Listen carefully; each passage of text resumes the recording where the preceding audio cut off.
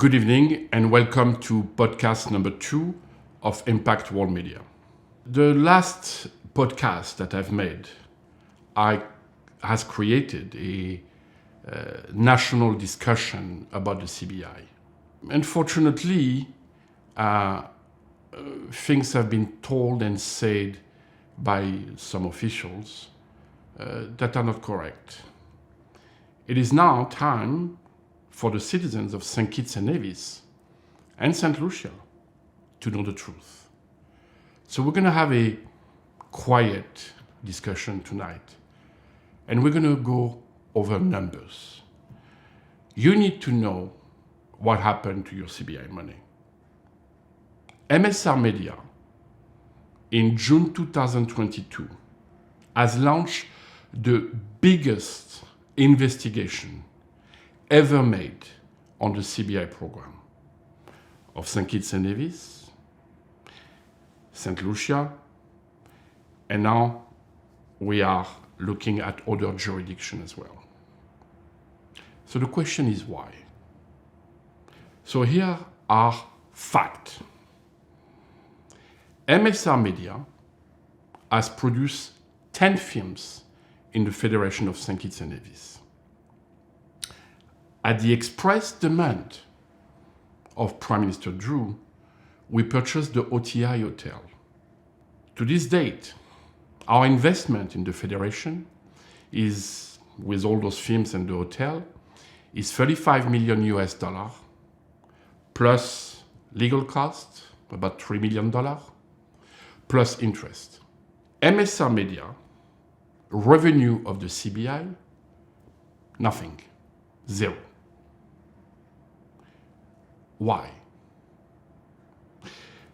Because on June 2022, if I'm correct, Mark Brantley, during the campaign, explained the situation of Galaxy with the jail project. That started MSR investigation. We wanted to know if we were going to be able to sell the unit that we've been given for our various projects. We had no idea of the scope of the fraud that we were going to discover. Something happened on December 3 that is absolutely groundbreaking, amazing. Prime Minister Drew, 10 days after our podcast, has ordered letters to go out to 185 applicants that bought fraudulently passports under the legal price of St. Kitts and Nevis. Prime Minister Drew, I salute you, I congratulate you. You have just validated the claim of MSR in the judicial review and in the RICO case. Thank you.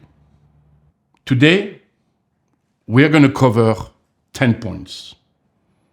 And I suggest for the citizens of St. Kitts and Nevis and St. Lucia to take a calculator, because we're going to talk numbers. We're going to talk about the 50 fraudsters, the 55th that have defrauded you, the people of the Caribbean, in St. Kitts and Nevis and in St. Lucia.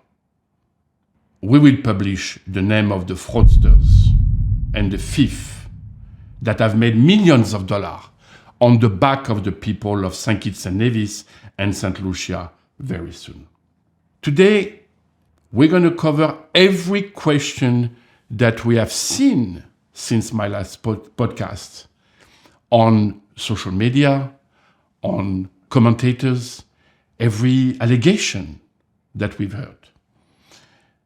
Prime Minister Drew said that my podcast was an act of desperation.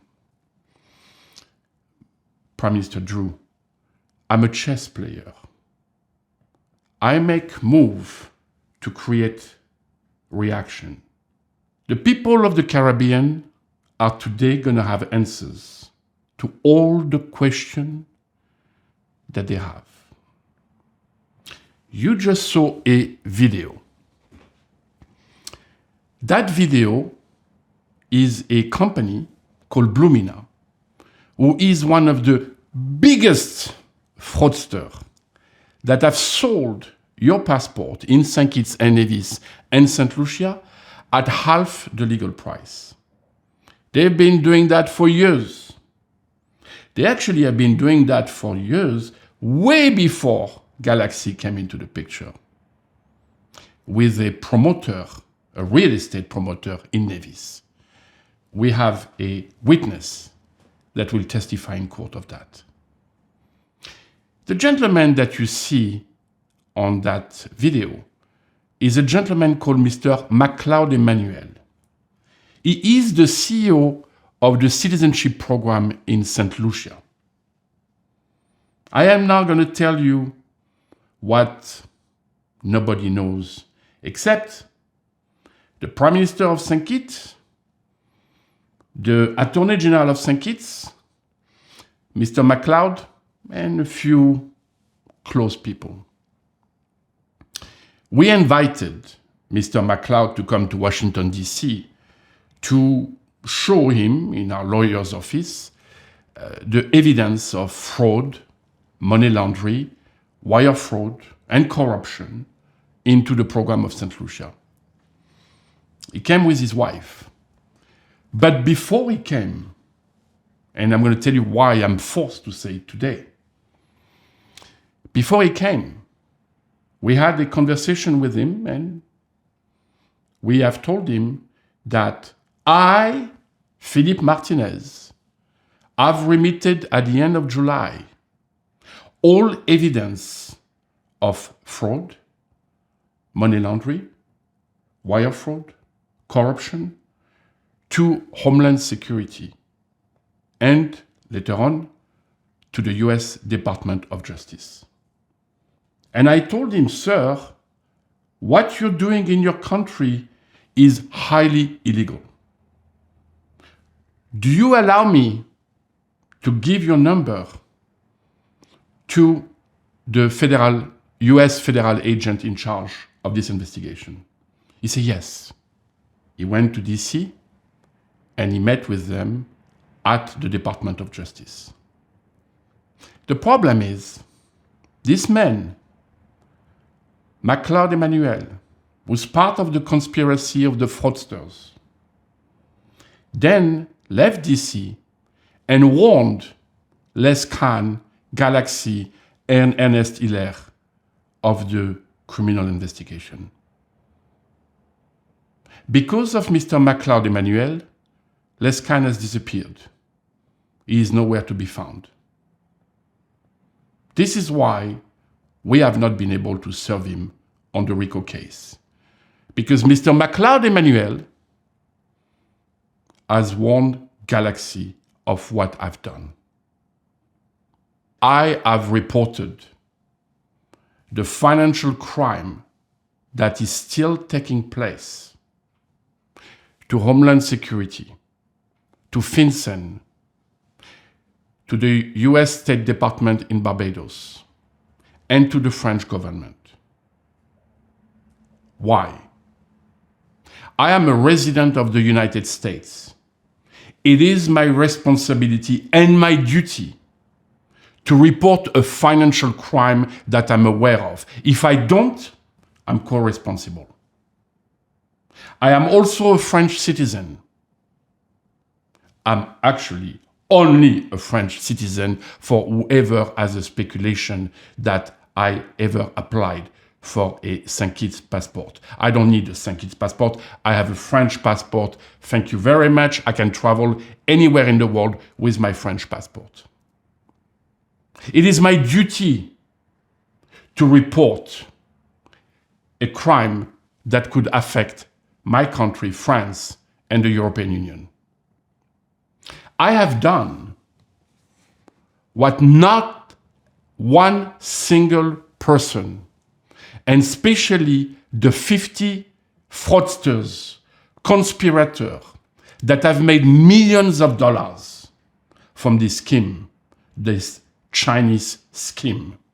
None of them reported the crime. None of the legitimate salesperson, the legitimate lawyers or processing agent have reported that crime as well.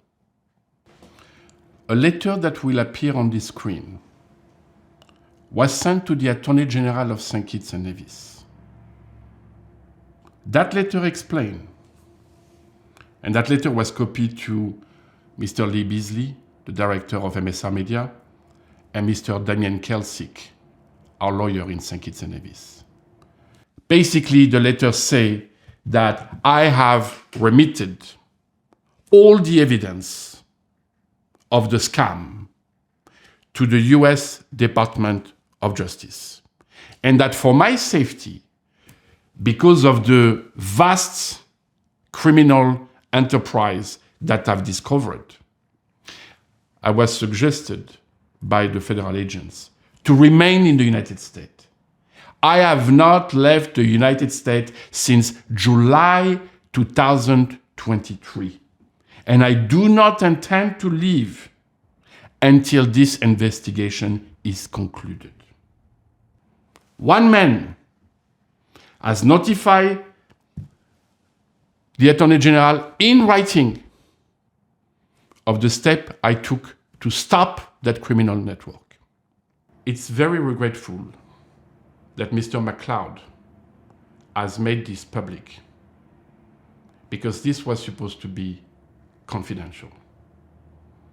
And unfortunately, he said it to so many people that it came out on a news social media.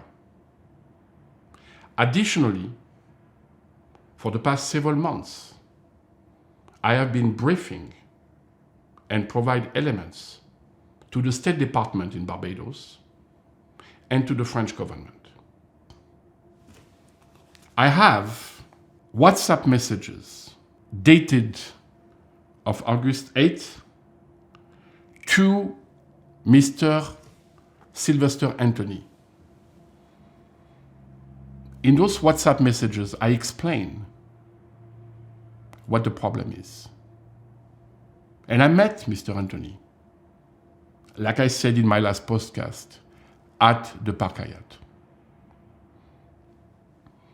Since then, we have collected an enormous amount of evidence, bank record, that has confronted every single accusation that we've made.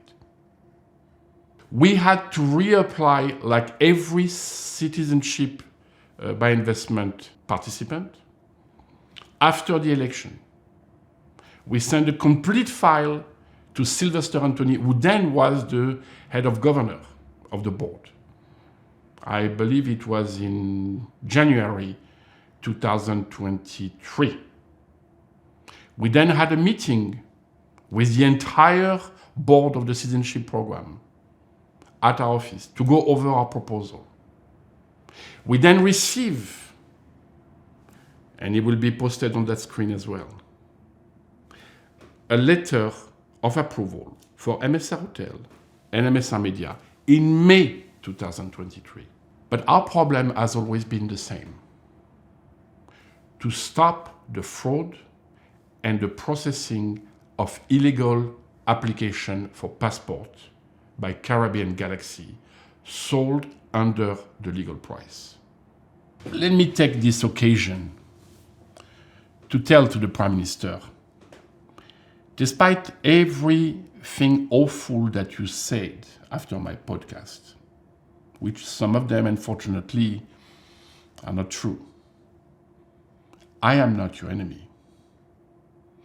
But after 2.5 years of fighting to expose the truth to you and to the citizens of the Caribbean, I get frustrated. And the meetings that my team had with Dr. Douglas has comforted me in that opinion. at least now we're having a conversation. A conversation that should have never gone that public.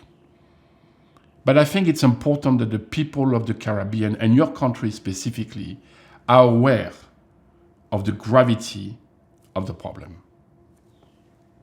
So if I was too harsh, let me apologize to you, sir. In my podcast, my first podcast, at no time did I accuse you or the Attorney General, Garth Wilkins, of corruption. Mr. Prime Minister, this podcast is not just for the people of St. Kitts and Nevis and the people of St. Lucia. It's for the entire CBI industry. And as you heard earlier,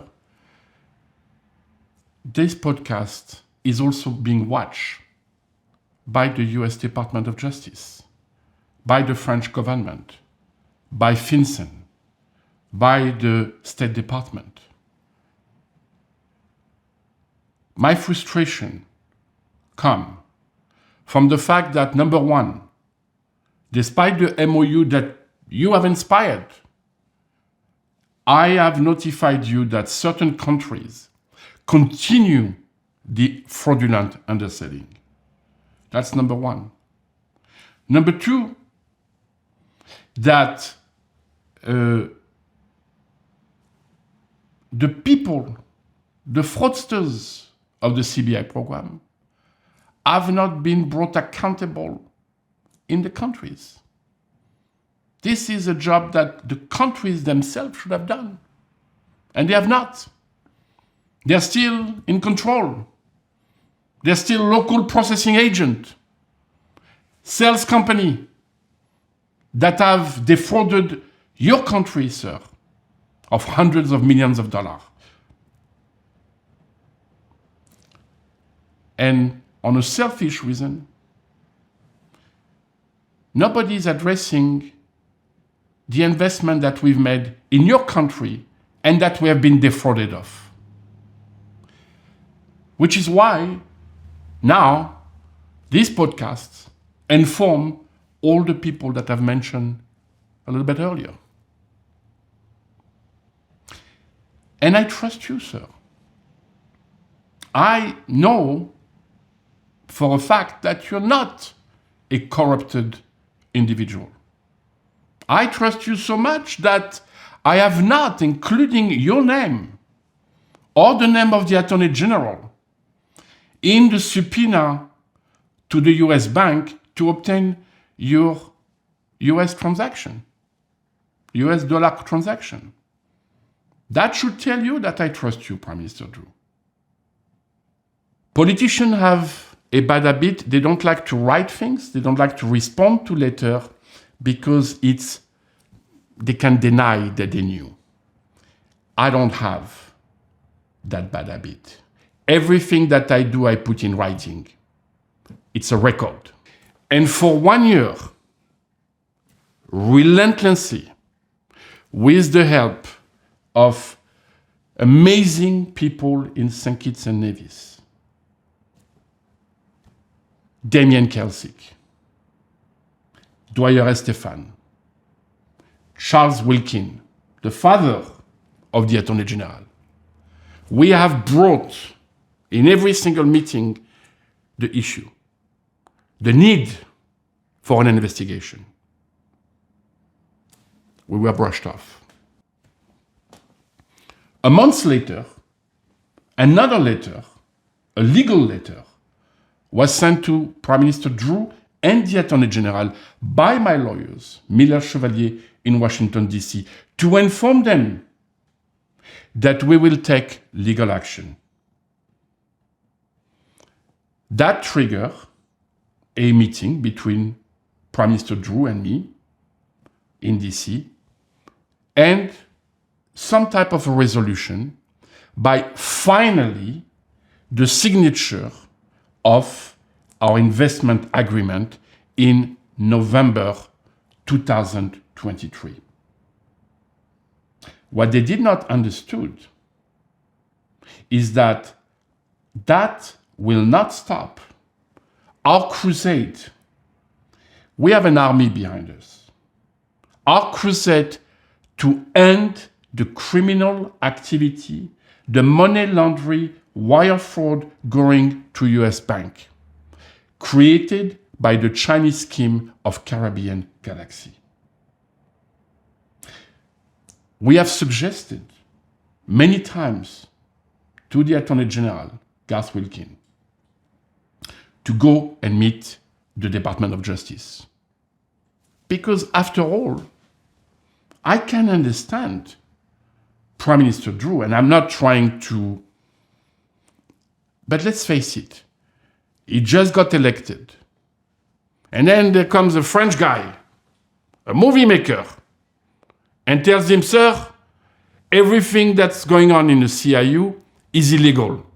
It's money laundering, there is corruption, there is a fake due diligence company. Now, Dwyer Estefan told him that too. But Dwyer Estefan doesn't have any evidence. Only I do. Who is he going to believe? Is he going to believe him, me?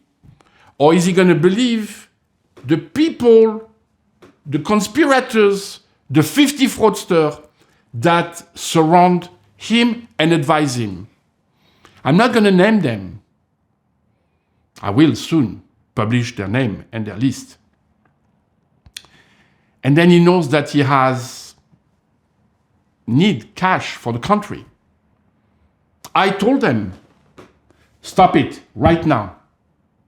Go to see the IMF, go to see the American, explain them the problem. I'll give you my evidence. Negotiate a transition loan to not to have to rely on the CIU for a couple of years, the time to clean house. Nobody wanted to listen to that suggestion. And then after I met Dev Bath in London with the president of my company, Mr. Buloa, and he told us that we should just leave. He said, fuck America. Then at the end of July, I went and I remitted all the evidence to the US law enforcement, Homeland Security. Since then, despite my warning, every politician in the Caribbean is putting their head in the sand and avoiding to talk about what is by far the biggest financial scandal that the Caribbean has ever faced. And it's me, the guy that they tried to point out as a fraudster, that brought all the evidence of this crime, this financial crime that has defrauded the people of St. Kitts and Nevis, and I will explain to you how, and the people of St. Lucia. And by the way, this was not created by Prime Minister Drew. That started a long time ago. Galaxy came under Denzel Douglas. The underselling started then. Dr. Harris took it to another level with the prison project.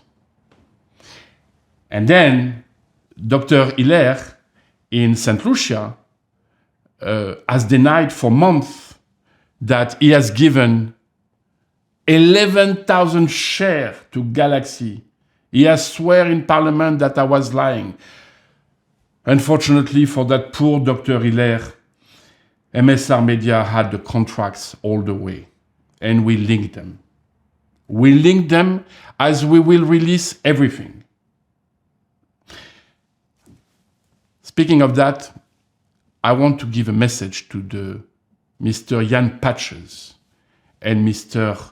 Wally at the St. Kitts Times and every social commentator. We record and watch everything that you say. We have never responded to the fake news and fake allegation that you've said. But I do believe that you love your country. And you have a moral responsibility. So let me give you one message.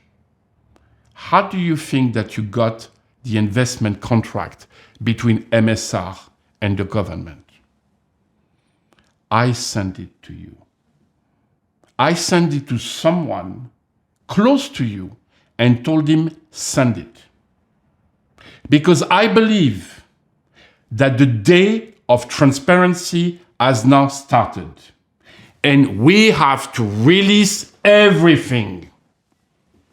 And I got nothing to hide. So when you go on your straight talk family and say, oh, we have the information, you have the information because of me. I gave you that. And if you want to call me Jan Patches, I can give you more information that will make you very humble. Very humble. You're the social commentator in St. Kitts and Nevis. You now have a moral responsibility to stop with the fake news, to stop with the tribal politicum, to protect that candidate over that candidate, because right now, there is an international scandal because some people have created an atomic bomb with the Citizenship by Investment program for decades. That is a fact. Long before I came, I am the only one that had the courage to denounce it and to expose it to the proper authority where the law was broken. Now let's go over the WhatsApp messages that Attorney General Wilkin sent to Dwyer Estefan. 3 days after, we sent him a legal letter to inform him that we've given the information to the US Department of Justice. Okay? But what does it say? Right? It says no more than 8,000, meaning share from Galaxy. They just started St. Lucia. Okay? Now, this is the very important part, which means 50K in fees and 25K to agent and them. They took as low as 12K per application revenue, but volume. And he wrote, they probably paid team/PLP $10 to $15 million. Of that, less, meaning can, $5 million. Still a good scam.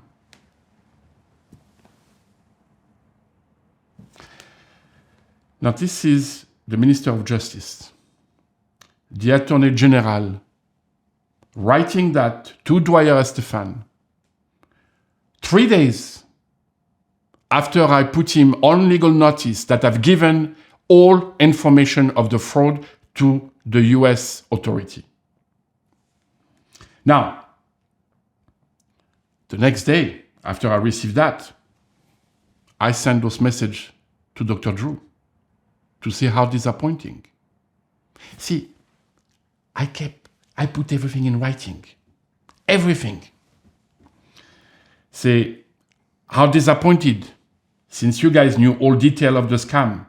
Why was Galaxy and Lescan not prosecuted? Okay? And this is the day before, August 14, when Dwyer Estefan sent me those messages. Here are the problems or the question that I have with those WhatsApp messages from Garth Wilkin.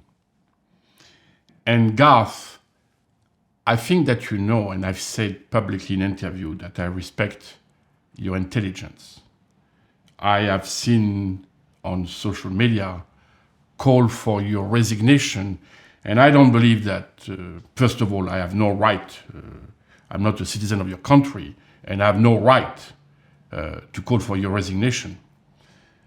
But I don't think that you should resign, because I think that we're going to need all the help of people to get out of this international scandal.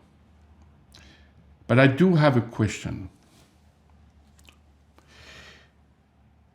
These messages came to me on August 14, 2023. That is only 3 days after I sent you a legal letter to inform you that I provided the evidence of fraud, corruption, and money laundering to the US government. The timing of those messages is something that perhaps you and I can discuss one day. The second issue is you're saying that Tim and PLP got probably paid 10 to 15 million. How do you know that? Because the only man that has the bank transaction of everybody, it's me. And I found stuff, for sure. But I haven't found 10 to 15 million. And the third question is, you say they, meaning the former administration. Well, what you should have wrote is we. Because Les Khan, we have a statement from him after the election saying at that time Galaxy only sold 2,000 passports. Now, we don't know if it's true or not, obviously. But when my team came to St. Kitts a few weeks ago, we got confirmation that the majority of the application were processed after. So what those messages should have said is, we. Garth, I have a lot of respect for your intelligence. But for 2.5 years, I have forced and I have tried to convince you to go after the 50 fraudsters that have defrauded your country for $1.2 billion US. And all you've been doing is ignoring my request and fought me in court in St. Kitts, trying to dismiss the case of the judicial review.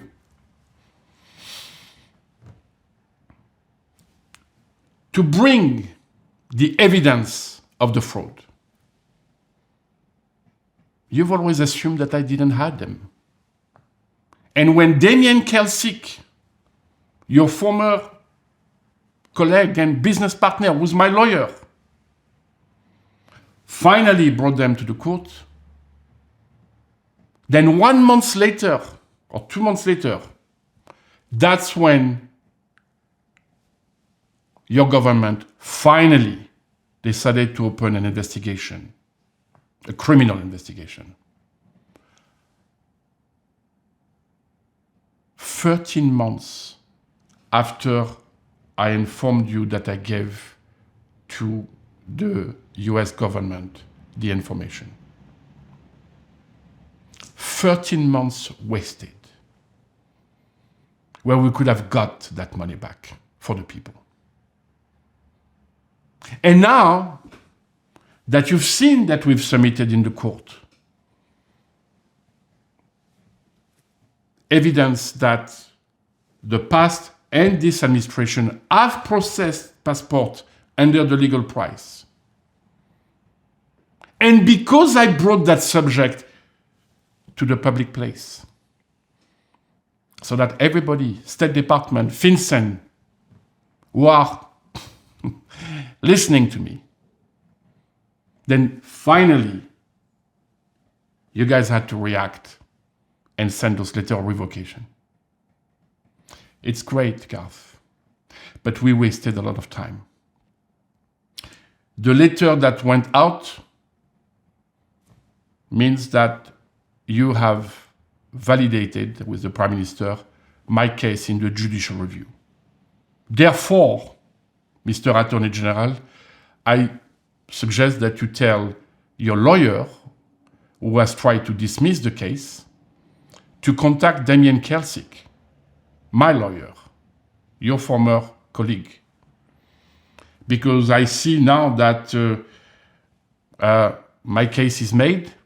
I don't think that it's necessary to bring the country more embarrassment, and therefore they should discuss the condition of stopping that case. Have your lawyer call my lawyer, Damien Kelsick, so that the judicial review can be removed, because now with that letter, a world of opportunity to recover hundreds of millions of dollars for the country have started thanks to my action. So people, when they say, look at the boogeyman is the one that I've exposed to the US authority, to the State Department, to the French government, the crime that they were committed, the fraud that was created long before Prime Minister Drew came to power. And I've always kept him informed. Now, we're going to talk about money. And you're going to understand why it's important to you. Because what everybody is not talking about is what happened to the money. Well, I'm going to give you the number, and I'm pretty sure that I'm very close to the exact number for one reason. You see, when that case started in November 2023 is when we went public, right? And we were ready to file the lawsuit in January, okay? The RICO case. But something happened.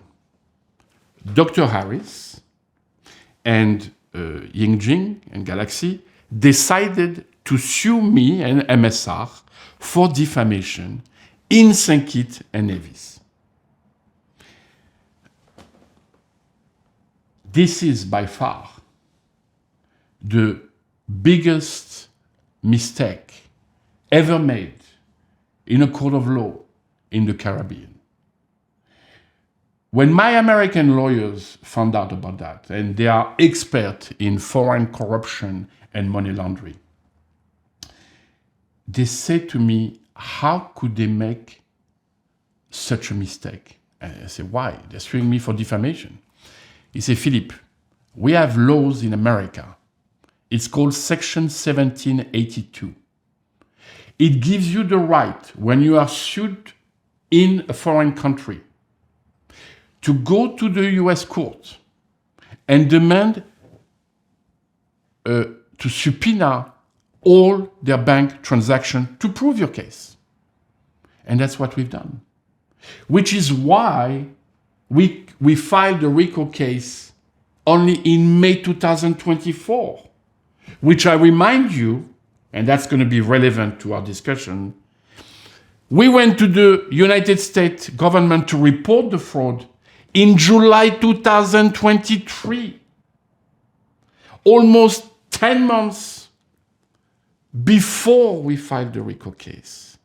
My crusade and my agenda has always had one target: end the fraud, the money laundering, the corruption in the Citizenship by Investment program that have defrauded me as an investor and the citizen of the Caribbean. And I proved it by my action. Now, a lot of people don't understand what we actually received. Because we went to court, and Dr. Harris and Ying and Galaxy, with their very big, expensive lawyers in America. By the way, I don't know how Dr. Harris can afford these lawyers, but whatever. Fought very hard, but we won. Every single time we won. And we were able to subpoena the American banks. Now here's what people don't understand. They think that we found bank accounts in America of Dr. Harris, of other people. No, that's not that. You see, when money comes to St. Kitts or elsewhere, it goes because it's in US dollar. So every transaction, whether it's for a pen that you buy for $5 or a processing fee, or we've obtained them. For Dr. Harris, Ying, Galaxy, Caribbean Galaxy, CS Global, Denzel Douglas, Farron Lawrence, his company, and more people. So we received thousands and thousands of bank transactions. Yes, everything. Every single US dollar bank transaction of these people. No one in the history of the Caribbean has ever obtained that. Ever.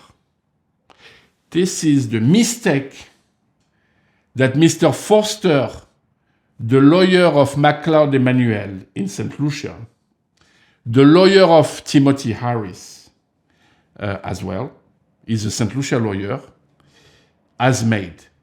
He has allowed me to go to US court and have all the financial transaction.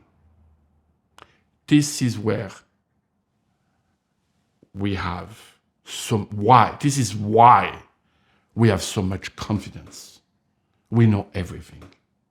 You see, for instance, that one individual received, I don't know, $2 million, right, from one company.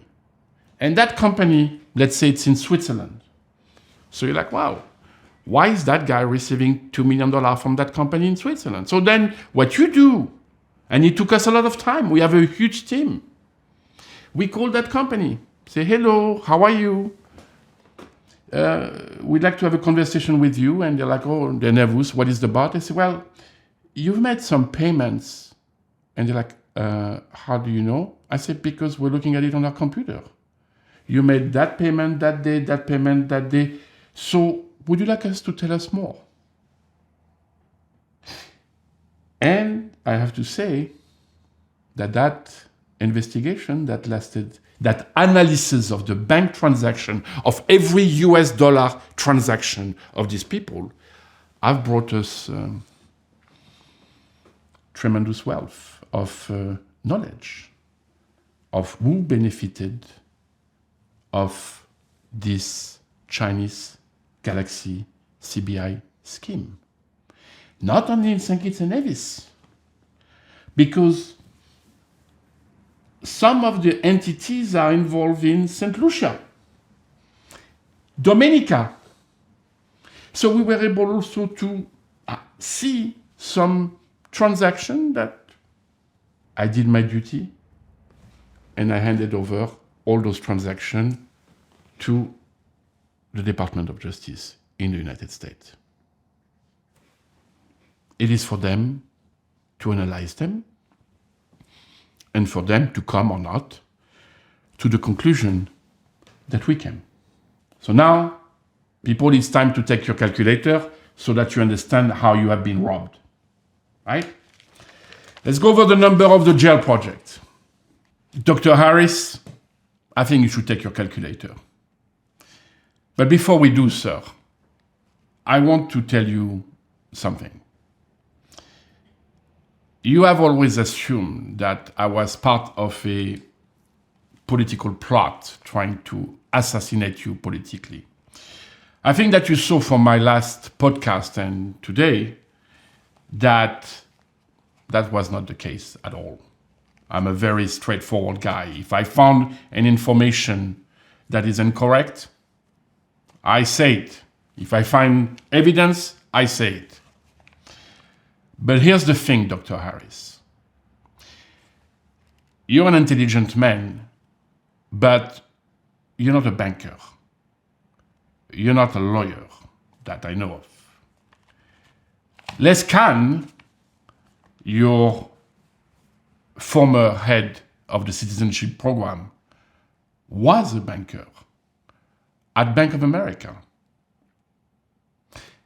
When you did those deals with Caribbean Galaxy, when he told you that it was okay to undersell, if he did told you, did he explain to you the legal consequences of those actions? Dr. Harris, you gave 5,500 shares to Caribbean Galaxy. More importantly, sir, you have allowed that whole project to have no escrow account, which means that Caribbean Galaxy was receiving that money at Hang Seng Bank and HSBC in Hong Kong and mainland China and also Macau. Now, they were receiving the money, fraudulent transaction of passport sold under the legal price in your country, sir. Now, then they had to send to the country money for the government fee. So part of that fraudulent transaction, Dr. Harris, was sent from Asia to St. Kitts and Nevis. The problem, sir, and that's what Les Kahn should have explained to you, because he was a banker at Bank of America, is that that money has to go to US corresponding bank, and that every transaction, every dime, is recorded forever. And I have those transactions, Dr. Harris. That means that the US banking system has been infected with fraudulent transactions. I also have, Dr. Harris, bank transactions showing corruption and showing money laundering. This is what this contract and this no escrow account that you have given your cabinet to Galaxy have created. This is why we're in the middle of a scandal. Now, I've seen all your press conference, and as a former sitting prime minister, I'm sure that there are some immunity, right? But I think, Dr. Harris, because I know that you love your country, right? I think that you owe to yourself and to your supporters, the people that trust you, the people that believe you. You ought to come next week to Washington, D.C. And I tell you why, Dr. Harris. You need to see certain bank transactions. You need to see certain contracts, certain recording that we have, to understand how the system has failed. To understand that none of that was a political thing against you. If you have nothing to be concerned of, you have to show your supporters that you're not afraid to come to DC and sit down with me and my lawyers, and we show you what Caribbean Galaxy, Les Can, and the conspirator have done. Because like you said in your interview, there are safeguards, there are escrow agent and processor that were supposed to protect the system. Alexis Nisbet was the chairman of the bank and your closest supporter. He was a co-owner of Nikolai Capital. He was supposed to protect the system. Farron Lawrence and others, many of them. Dr. Harris, this invitation is not a trick. And if you want to have more information, I can organize for you a meeting with other people, and I won't be part of that meeting, where you can understand better what I'm talking about, what Les Can and Caribbean Galaxy have put this country in the middle of. I hope you will accept my invitation, and it's not a trick, sir. But I think that you owe to your supporter to show that you're not afraid to come and you're not afraid to look at the bank transaction and the evidence of what has been done under your watch. You will come out of it good and with knowledge that are very important to you. So, Dr. Harris, you have given to Galaxy and Yingjin 5,500 shares at 175,000 units. That is a total value of $962.5 million for a jail that is budgeted at $30 million. So you have given them a number that is impossible to justify, right? Now, why you did that? I'm sure you will have to respond to that question to certain people, okay? But let's go over the numbers, sir, okay? And I'm not being aggressive towards you. You will see, I want you to understand what Les Can and Yingjin has put you into. Okay, so, sir, right? From that amount, and the financial secretary, Hazel, can dispute my number whenever she wants, but I have seen the bank transaction, so I could be off a little bit, of course, but I'm not that far off. From that number, in average, $50,000 was paid to the government as government fee. So that's $275 million that the government has received during the time of you, Dr. Harris, and during the time of Prime Minister Drew, as government fee. A lot of money.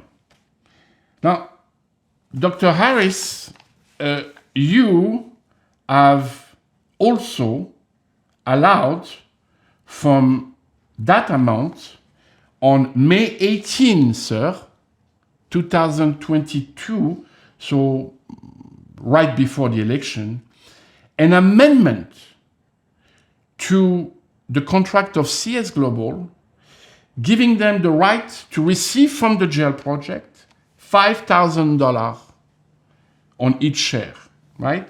So that was signed by Vincent Byron, the Attorney General, right? We have that. Our lawyers have that. The American government has that. And that was signed by Vincent Byron, and it was signed by Paul Singh and Dev Gurpit Bath, okay, who is also a official representative for the St. Kitts and Nevis government in London. So which means, let's go back to our calculator, that $275 million was paid, and I'm assuming that if the government has respected, and we've seen some of the CS Global transaction, that they have been paid $27 million. So that means that the government, thanks to your contract, Dr. Harris, has collected net of CS Global, $27 million, $248 million.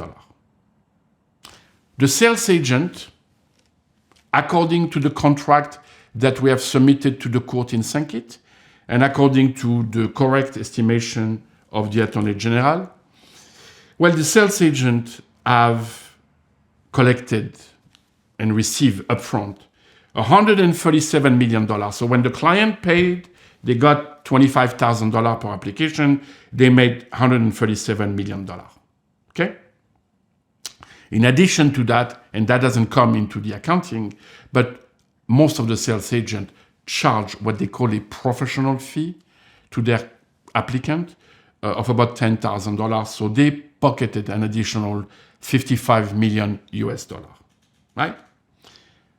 The processing agent,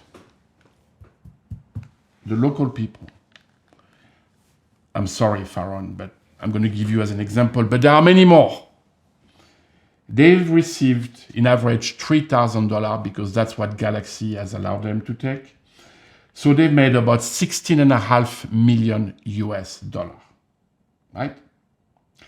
Now, Galaxy kept the difference because the contract that we have delivered and the invoice that we delivered to the judicial review and the bank transaction that we have analyzed, okay, shows that, in average, the citizenship were not sold at $175,000, but they were sold between $90,000 to $100,000, defrauding the country economy and breaking the law of your country in St. Kitts and in St. Lucia of an average, let's call it $75,000.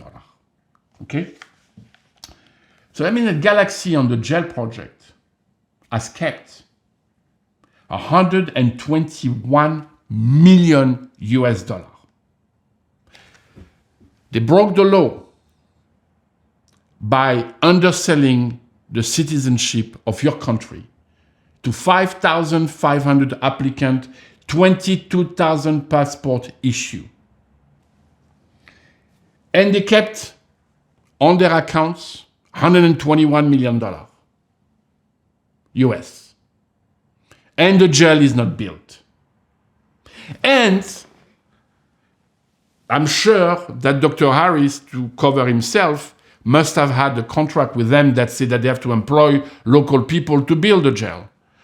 Well, people, do your job as citizen and go to the jail and see if you see any local, if you see hundreds of people from the country working, being paid jobs for that. Dr. Harris, all those numbers, including the $121 million that Galaxy has kept, US, amount to $549,500,000. We're short, Dr. Harris, of $412 million US dollar. That is the consequences, Dr. Harris, of the contract that you've signed, right? So, what has happened, because of MSR allegation, and I encourage every citizen to read the letter that was sent to the applicants, the 185 applicants that MSR filed in the court. It says, based on the allegation and documents provided, who made the allegation? MSR.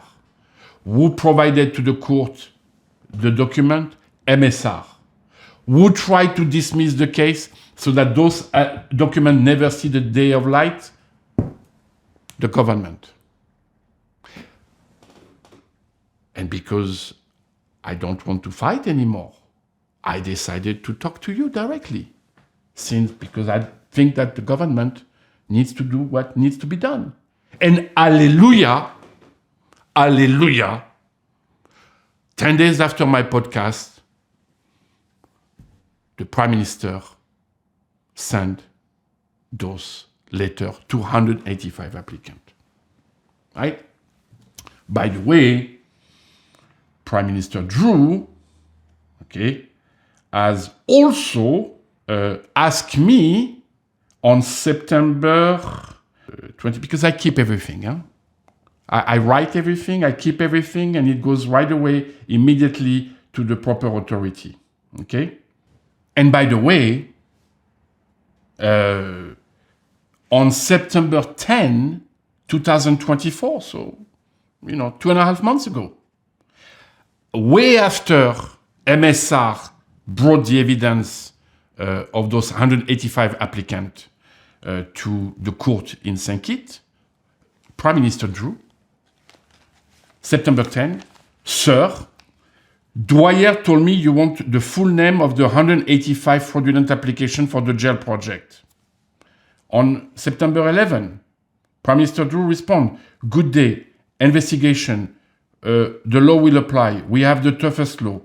Okay? Please send to the PS National Security, Glenroy Blanchett.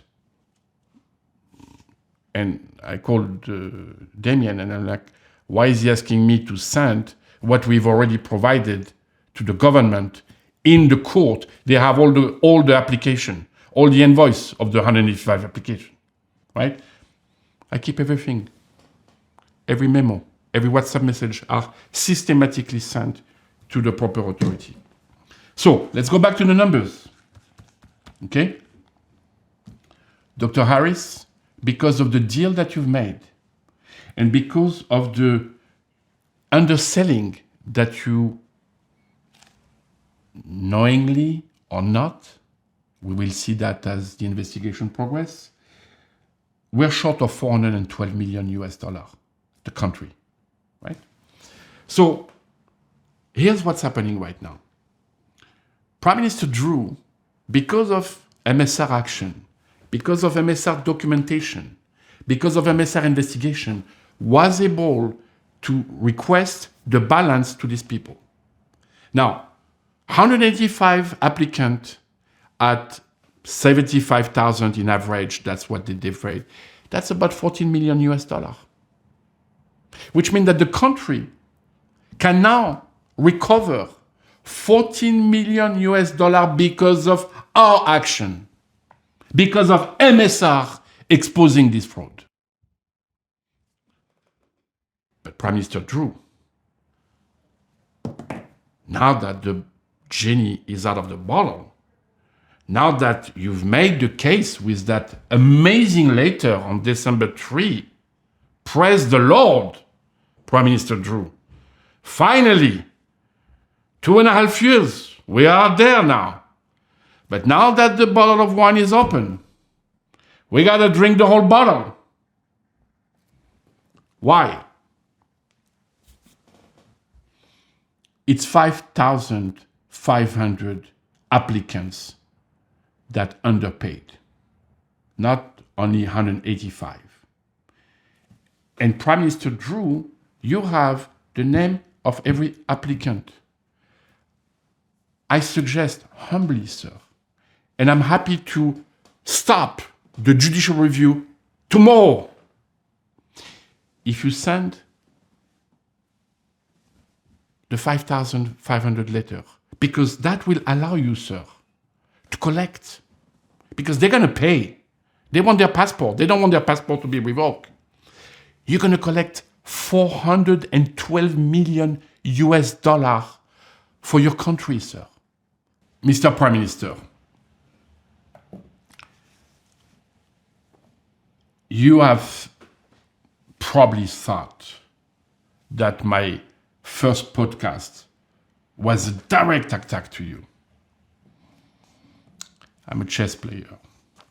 I make my move to provoke reaction. This program, this podcast, is not just watched by the people in St. Kitts. This is not about you. Or this podcast is watched by the State Department,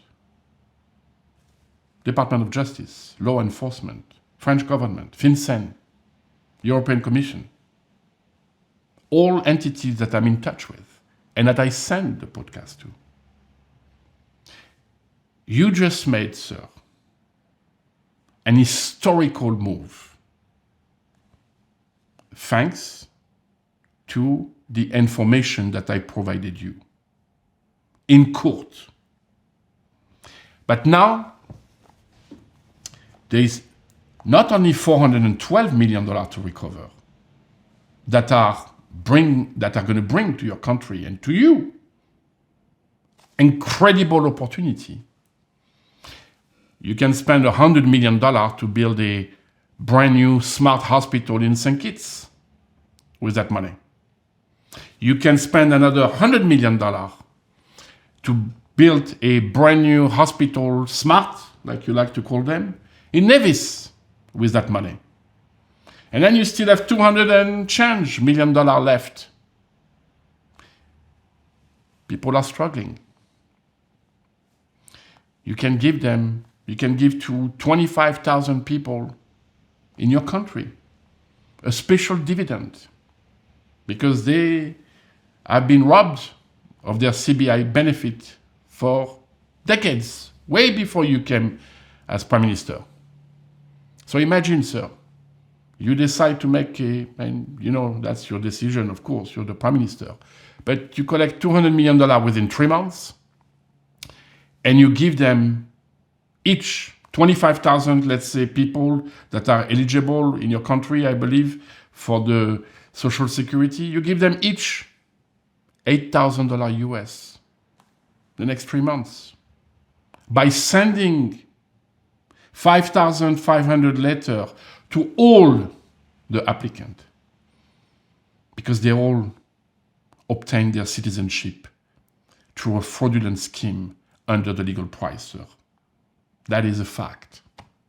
And then you can go, and I can help you because MSR now, one of our new business for MSR America with our team of experts, of financial experts and former law officers, intelligence officer, we can help you to recover also another $150 million on the Ramadan project and on other projects that have defrauded your country.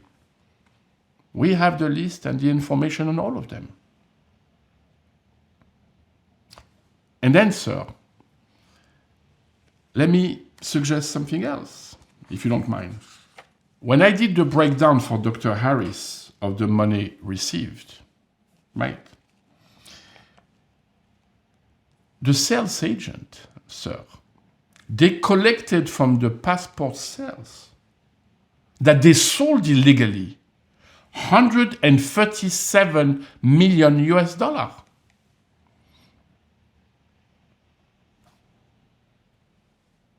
I think you should notify all of them to give you that money back. They committed an act of fraud. The local processor agent, let's not use all the time the name of Farron Lawrence, but you know, they're going to be all listed in the list of the 50 fraudsters, but Krios Freeman is another one. So I have the precise list of each one of them and the number of applications that they have each file and how much money they've made. Now, these people, sir, Mr. Prime Minister, they were supposed to protect the system. You, as a Prime Minister, like Prime Minister Douglas and Harris before, you don't go to the paperwork of each applicant. That's not your job. That's the job of these people. That's the job of the sales agent. So they have put you and the former Prime Minister in a situation where you're now legally finger-pointed. I think that these people should give the money back to the Treasury because they became millionaires by processing illegally application that should have never existed. That's another $16.5 million.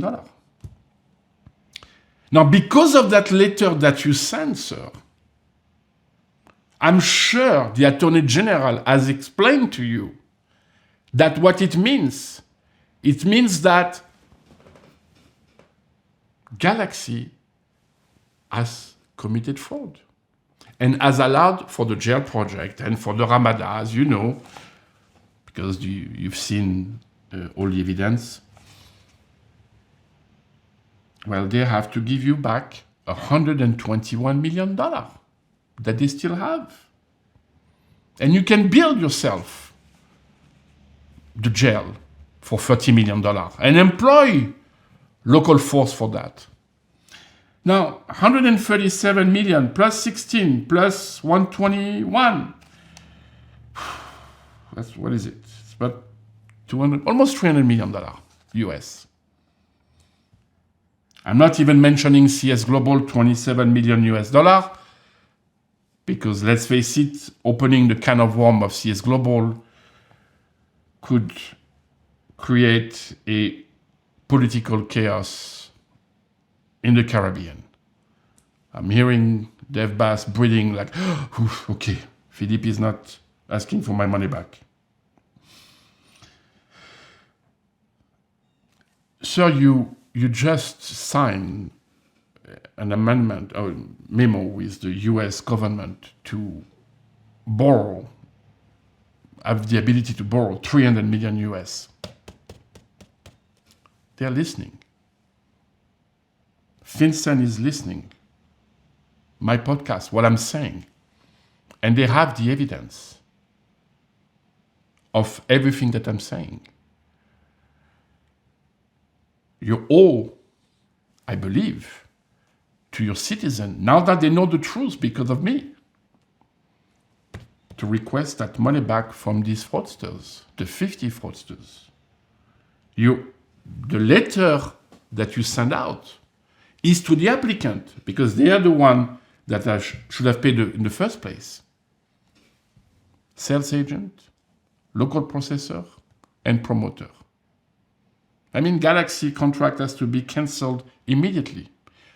If it was not done, I'm sure that the Attorney General, who's a very smart fellow, has already sent a cancellation letter and demand for that money. If he hasn't, I am giving you the advice, because now the people know that between that money and the $412 million that was never paid, that's 700 million US dollars on the jail project alone that you are going to be able to recover, Mr. Prime Minister, because of my investigation, because I brought that matter to the US authority, to FinCEN. It's the end for the 50 fraudsters. The 50 fraudsters should not be allowed to use US dollar ever again. And I will accelerate this matter by taking it door to door to every US senator and congressman when the Trump administration takes place in January. They have to be exposed. The citizenship program has to be protected and cleaned of the fraudster. So you are, sir, Mr. Prime Minister, with the letter that you've made, because I provided in the judicial review case the evidence, because I brought this case also to a public discussion, you are now in a unique position, Mr. Prime Minister, to recover on this project alone 700 million US dollars for your country and have a world of opportunity. And Prime Minister Drew, MSR Media has also the list of every fraudulent project that's sold under the legal price. Ramada Hotel and others.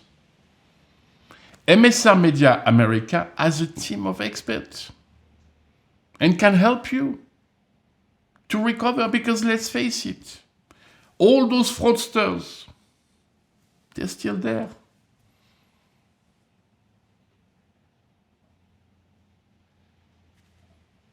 This is an incredible time for you, Dr. Drew. We are not your enemy. We are the tools for you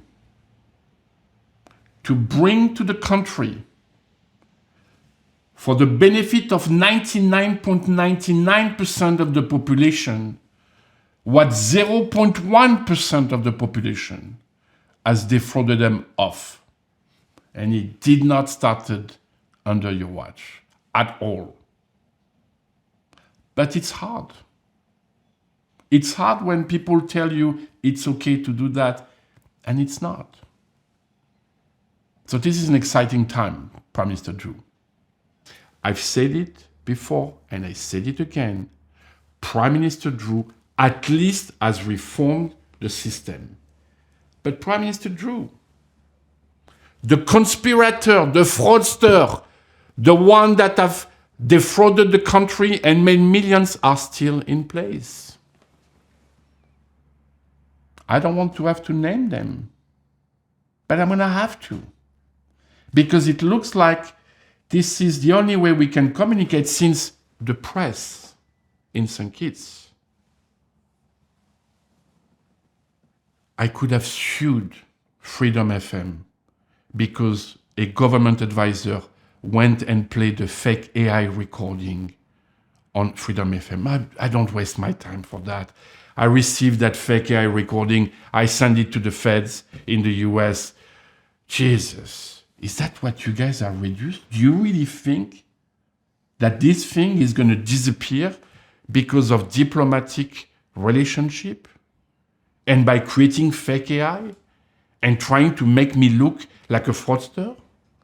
Or trying, because our information capacity are way superior to yours. We have found out that you even guys, some of you, have discussed a plot to create a fake criminal case against me, a very dirty one, I must say. So now it's going to be like that. Or people start to measure the words that they're saying, or I'm going to unleash more documents. That's going to put a lot of people in a very uncomfortable situation. A lot of people call me and say, so how much Harris made? How much has he made? How much Douglas made? How much Anthony made? How much CS Global? I don't say. So now, it would be a good idea for the politician to forget to say that one against that one, but to think of the country. And the fact that now everyone internationally is aware of this problem and has the evidence and financial transaction that MSR Media obtained. That should tell you how big the problem is and how you have to be now responsible in what you say. Dr. Harris, again, I don't believe you're a bad man, but I see that you say that, oh, Martinez and his friend Drew. Dr. Harris, I didn't look to meet Dr. Drew. No, as a matter of fact, as you know, I've met you because your good friend and brother, Dion Daniels, took me to you because you were not happy that I was shooting movies in Nevis and that you were not part of it. He brought me to you, to your office, right? To show me how close and how good. Well, during the federal election, I received a call from Dion Daniels to say that he wanted to introduce me some important people, right? So he came to the little beach house, very casual little house, very humble, that I was renting in Nevis. And he came with Dr. Drew and Dr. Douglas. And he arrived with a big smile. And he said, Mr. Martinez, I want to introduce you to the future Prime Minister of St. Kitts and Nevis. Dr. Harris, I have to tell you, I was a little surprised because before that, he was your brother. But then he came to introduce me, so we sat down and we had a very pleasant, professional discussion with, at the time, it was not Dr.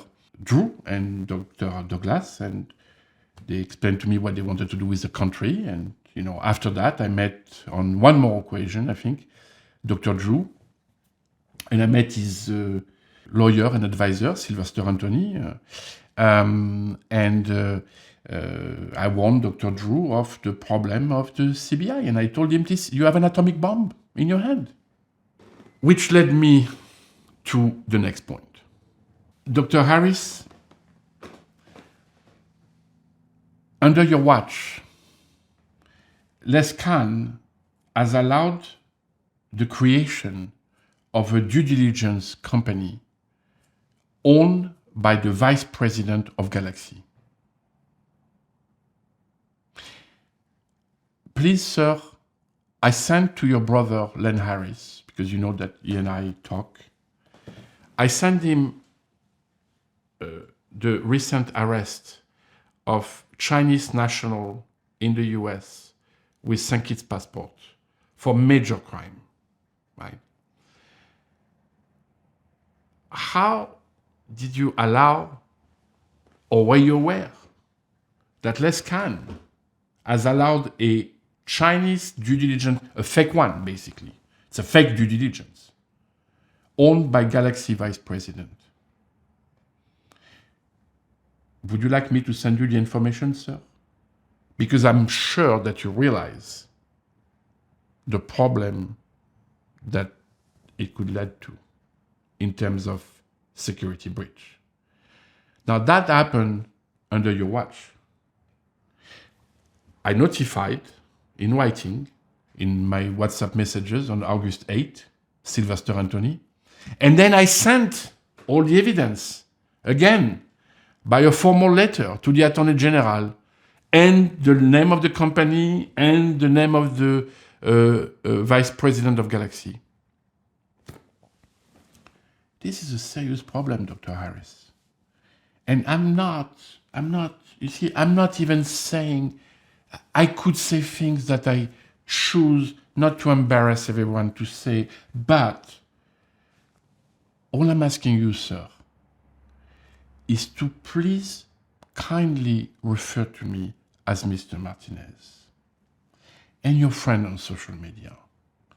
I do not want to put you in an embarrassing situation, but I would like you to start to understand what the contract that you've made with Caribbean Galaxy, structured by Les Khan, because I know you, Dr. Harris. I know you didn't sit and write the contract, but you signed off on it.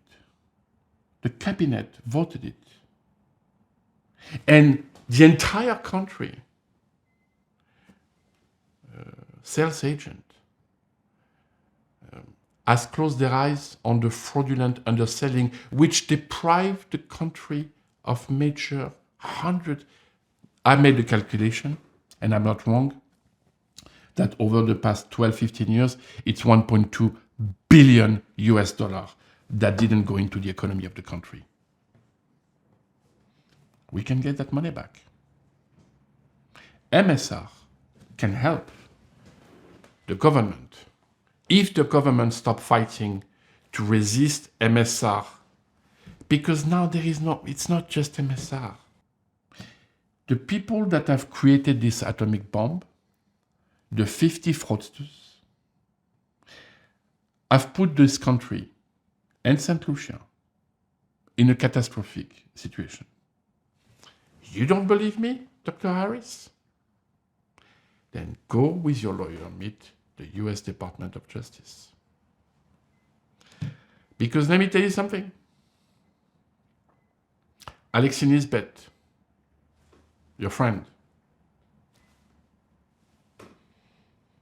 he was the chairman of the bank, right? Farron Lawrence, Les Kahn. What are they going to say? What do they have? This is a serious problem. It's no time to do the little dirty trick of talking about shakedown of a country when you go to the US authority, and I remit every week new evidence to the US authority. You don't do shakedown. This is a crusade to bring the money back to the people of St. Kitts and Nevis and the people of St. Lucia. We have offered you to meet the people in charge in DC. You've always declined.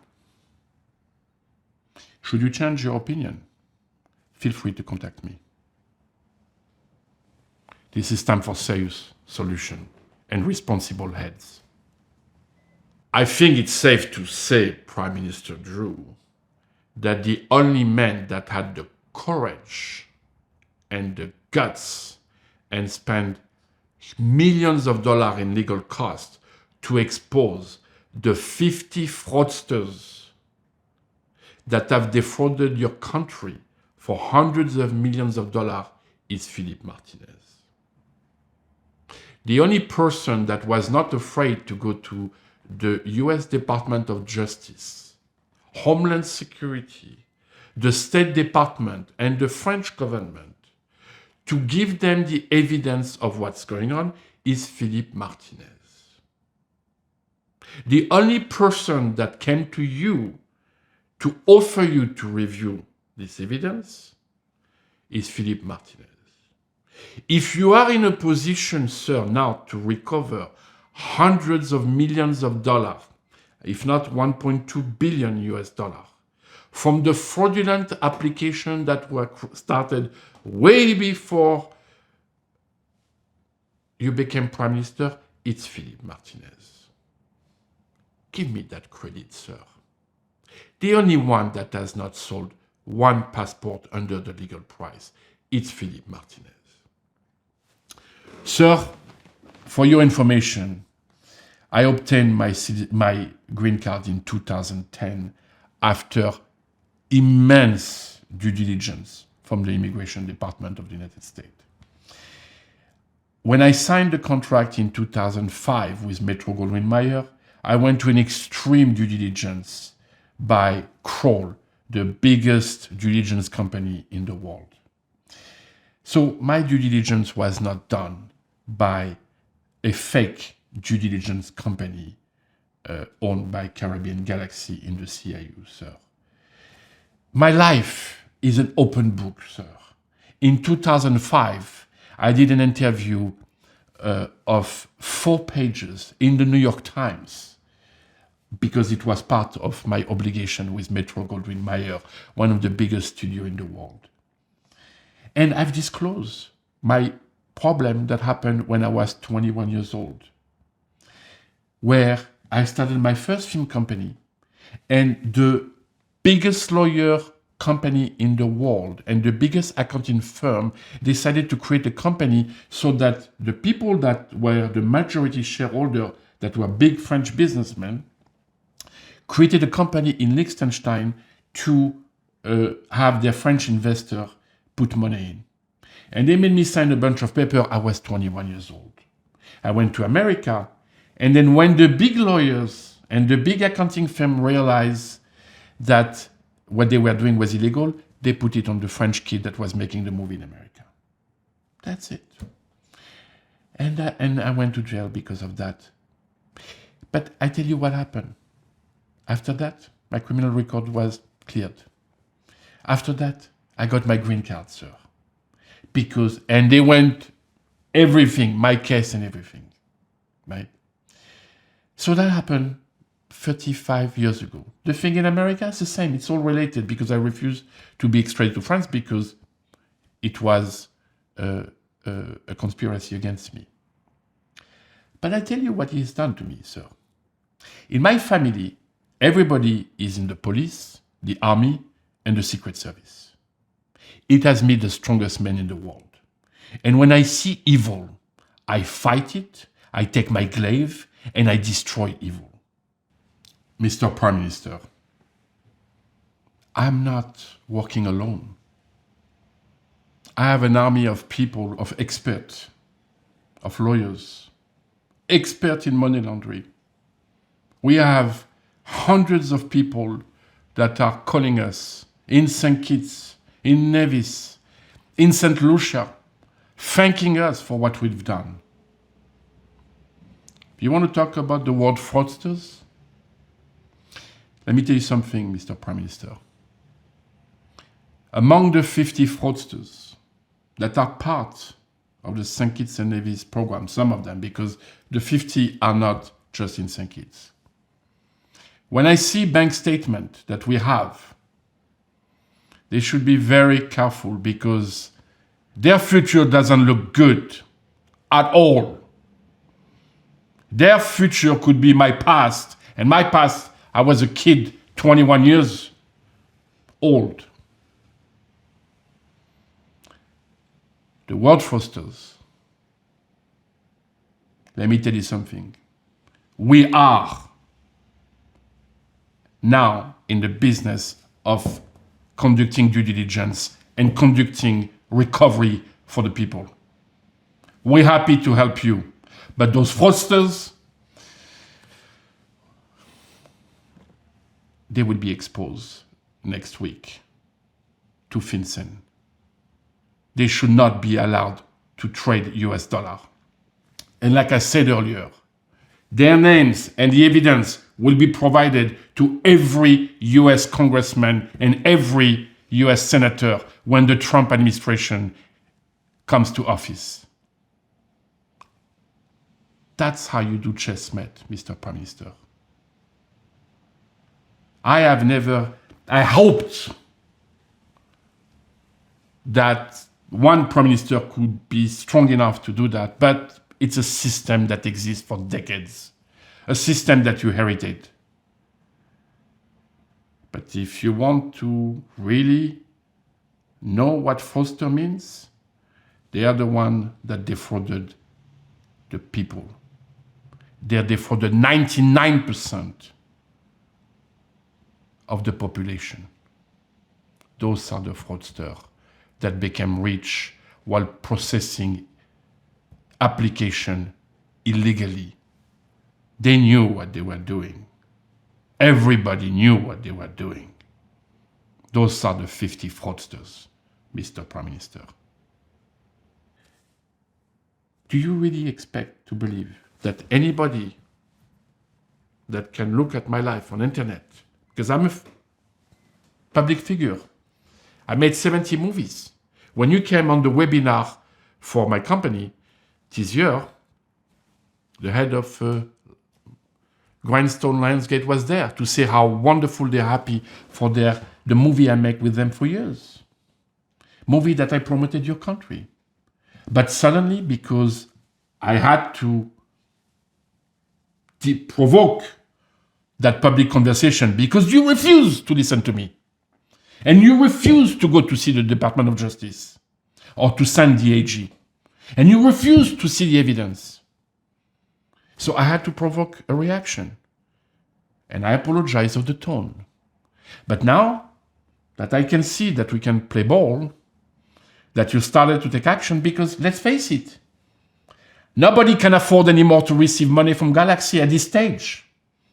The time now has to come to recover the money from everyone.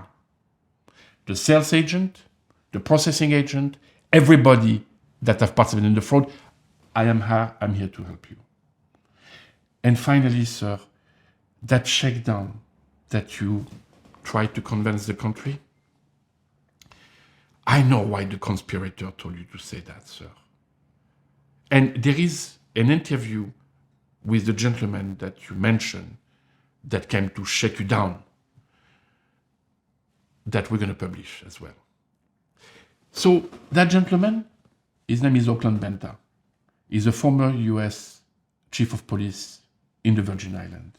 He came to the interview in DC because he wanted to be part and being interviewed for the documentary, The Men Who Sold the Caribbean to China, because that's what happened. One woman, Ying Jing, is responsible of 82,000 passports sold to St. Kitts and Nevis and St. Lucia. So that man wants to work on that aspect, right? And he has asked clearance from a very important US congressman that works with Homeland Security. And when we talked about our problem, that man said, well, let me call Denzel Douglas, because I think Denzel is a reasonable man, right? So he called Denzel from DC, and he called his friend, a gentleman called DJ Mauricio, who I believe is a very close friend of you, Mr. Prime Minister, and a huge supporter of you. And Dr. Douglas said, come with them and let's talk face to face. Dr. Douglas didn't want to talk on the phone, and I understand why. So Mr. Benta went with Mr. Buloa to St. Kitts to meet you, or at least it was the goal, and to meet Dr. Douglas. So what happened, sir, is that my only legal representative is Damien Kelsick and Mr. Buloa, who's the president of my company, and who is a former US intelligence officer. Right? And as you know, sir, we're working, providing evidence for the past year to the US Department of Justice. So everything that we do, we are making sure that it's by the book. My representative, I've waited, Damien Kelsick and Mr. Buloa, at the office of Mr. Kelsick in St. Kitts. You've never met any of my representatives. Mr. Benta came to your office with Mr. Geoffrey Mauricio, your friend. And they were supposed to set up at what time the meeting with my representative was going to take place. And my lawyer and Mr. Buloa were waiting at my lawyer's office to know at what time they would come. The meeting never took place. You know that, sir, because I've sent you an email prior to the very regretful statement that you made about the shakedown. Because in the meeting that you had, and I want you to think about that very carefully, sir. You know, I didn't even know that Mr. Mauricio, who's a very nice man, went to meet you and the Attorney General. Because we, of course, found out the version because we spoke to Mr. Mauricio. And I called him and we called him as Mr. Mauricio. You were in the meeting? And he said, yes, because I'm a friend of Dr. Drew. I said, did Mr. Benta say that he was working or representing MSR at any time? He said, no. Did he say by any chance that MSR wanted $40 to $100 million of public money? He said, no. I say, why do you think the Prime Minister said that? And Mr. Mauricio said, I don't know. After your press conference, Mr. Prime Minister, Mr. Mauricio made his podcast, another podcast, and he thanked me for bringing to the people of St. Kitts the information they have been deprived for over a decade of what happened to their CBI money. I have to tell you, Mr. Mauricio is a US citizen. Mr. Benta is a US citizen. The fake claim of shakedown that probably someone has suggested to you never happened. As a matter of fact, Mr. Prime Minister, before your press conference, I sent you the communication with Mr. Benta to say that no settlement would involve public money. That was my request. Mr. Prime Minister, that meeting that you had, there was you, your Attorney General, and 2 US citizens, Mr. Geoffrey Morisot, who is your friend and supporter, and Mr. Benta. If anybody, and obviously these people are not my representative, I've never even met in my life Mr. Morisot. If anybody had extorted you, the AG was right there, could have called police officer and had them arrested. Now I know why the fraudsters and the conspirators that are afraid of me and my team have come up with that ID and the fake AI and you talking about extortion. I'm willing to forget about that. We will have to clear that matter, obviously, in person. But once again, the AG is putting you in a situation where you made a statement that could have severe legal consequences. We don't want to go there.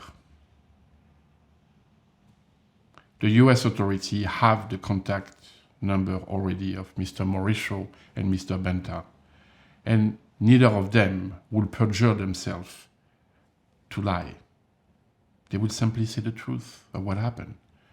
They were there to set up a meeting while my legal representative were waiting, Mr. Kelsick and Mr. Buller in the office. So nobody has tried to extort you. On the contrary, MSR Media is the company that's trying to help you to recover $1.2 billion US from the 50 fraudsters. And you know that, Mr. Prime Minister. Stop being influenced by them. I'm actually the only guy that can help you to get that money back. Me and my team, of course. The fake AI and the contact detail of Mr. Geoffrey Morisot and Mr. Auckland Benta have been, of course, provided to the US federal agent. Mr. Benta cleared his visit in St. Kitts with a very important US congressman involved with Homeland Security. It's time to be serious and focus on the real problem, which is the recovery of the money that has been defrauded from the people of St. Kitts and Nevis and St. Lucia. I'd like to talk about a small point that needs to be clarified before we conclude this podcast with major announcement. The St. Kitts Times, the online publication, and some social commentators have been spreading for over a year, and we have printed and forwarded all their articles. Fake news saying that MSR Media was receiving $400,000 from years per month for years from the NIA as part of the movie deal. And that with that money, we bought the OTI hotel. I'm going to explain to you the truth, and that's going to serve as a legal notice to these people to remove those articles and to issue a letter of apology. The NIA had a deal with us by which they were giving us $150,000 per film, and we've made 9 films with them. So altogether, the NIA invested about $1.350 US million. That's not even 5% of the budget of a film that MSR invested.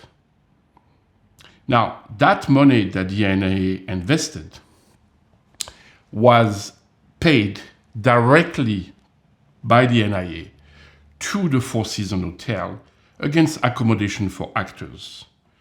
That was the promotion for the island of Nevis, which we have heavily promoted in our films. The balance of the money, the majority of the money, was used to pay the accommodation of the Hamilton residence owned by Mr. Dion Daniel. But Mr. Dion Daniel has a major argument with Mark Brantley for years, and Mr. Dion Daniel didn't want to be seen as the beneficiary. We have suggested in writing many times to the NIA to pay directly Mr. Daniel, but Mr. Daniel refused. He didn't want to be seen that Mark Brantley was actually supporting him financially. Therefore, Dion Daniel insisted that the NIA paid us, and he would come to our office and pick up the check every time the NIA made a check for the movie. The hotel was purchased with a loan from our American investors for $8 million US. Plus, we borrowed more money after that to keep it up and renovated it. We bought the hotel for 6.3 or 6.4, I can't recall exactly, million US dollar from a loan from our American investors. The money came directly from our US investors in Los Angeles to our lawyers in Nevis, who then transferred the money to the lawyer of the seller. What you should know as well is that on the day of the closing, Sylvester Anthony, on behalf of the government, sent a representative of the government because the seller of the hotel owed the company called TDC, owed, I believe, several millions of dollars to the government. And therefore, on the day we bought the hotel, at the closing date, in my presence, the government lawyers, the government representatives were there to pick up their cut that TDC owed to the government. I do not know the amount. I was not disclosed that amount, but I understand that it was extremely substantial. In other words, not only nobody has helped us to buy the hotel, except our American investor, but our American investors' money has been used by TDC to repay money that they owed to the government. Additionally, we bought a property from TDC that had the real estate, obviously, but also TDC was allocated hundreds of CBI shares. So we bought the property and the CBI share associated to that. As a matter of fact, the share that have been given to us by the government for the purchase is much less than the share that TDC had for that property. Now that you know the truth, Mr. Wally, I would appreciate a formal retraction and apology, and that will be okay with me. It's time to conclude. I think it's safe to say that in one podcast and the last one before, MSR has provided for one project a lot of information that the citizens never had. I've seen a lot of questions about why Dr. Douglas was removed from the RICO case. So I'm going to explain why, and I'm going to give you a major announcement. When we sent my team, Mr. Buloa, who I repeat again is a former US intelligence officer, and my lawyer, Damien Kelsick, Mr. Douglas and his lawyer, I forgot his name, had several meetings with my team.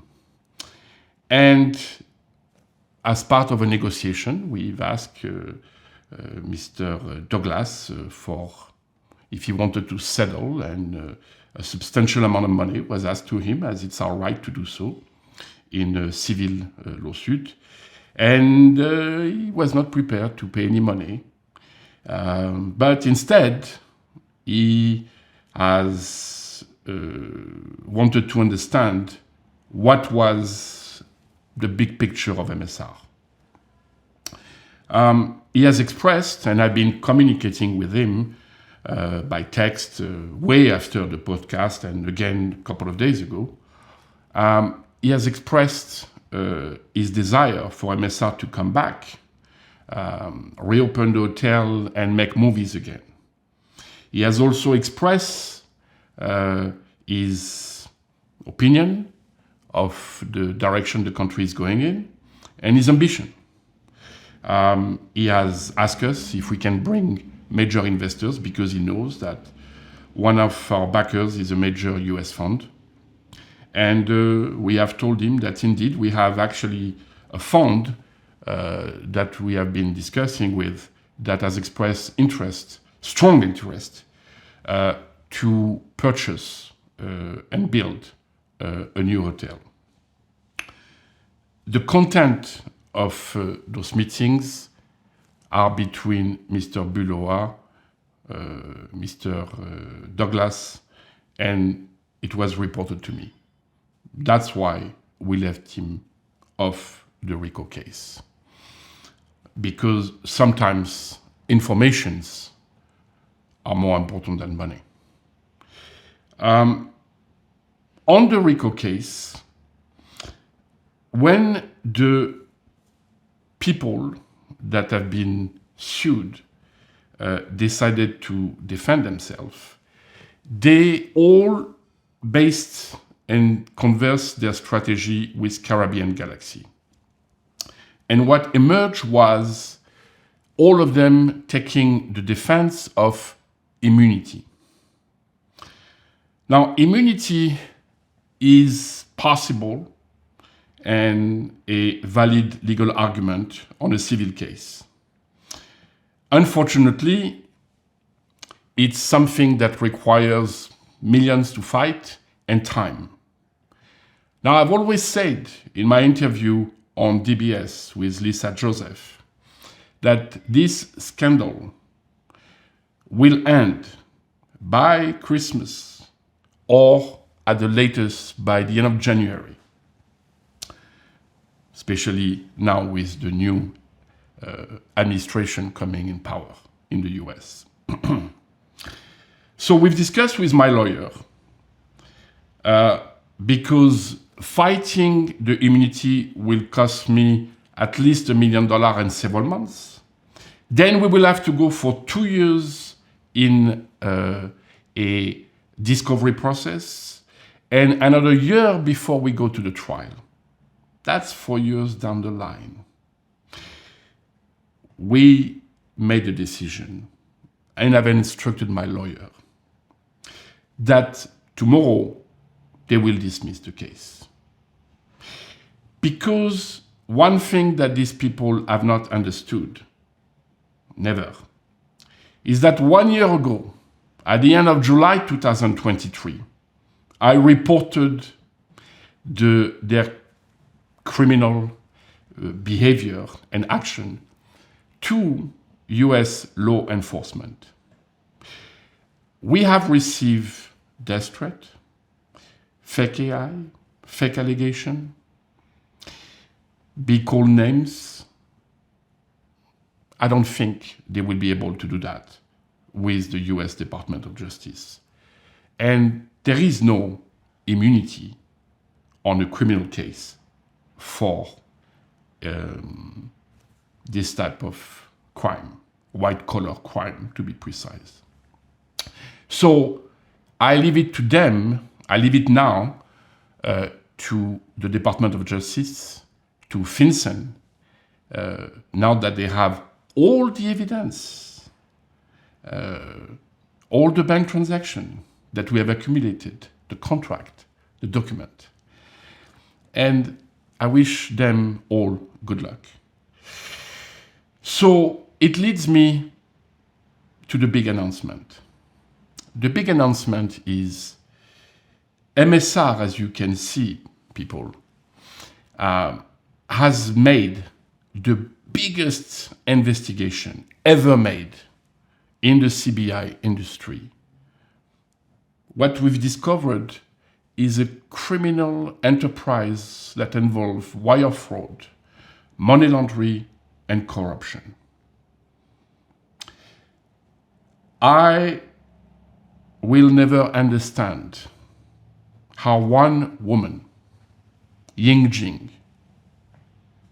was able to navigate through two countries and several prime ministers, and is responsible for 80,000 new citizens between St. Kitts and Nevis and St. Lucia.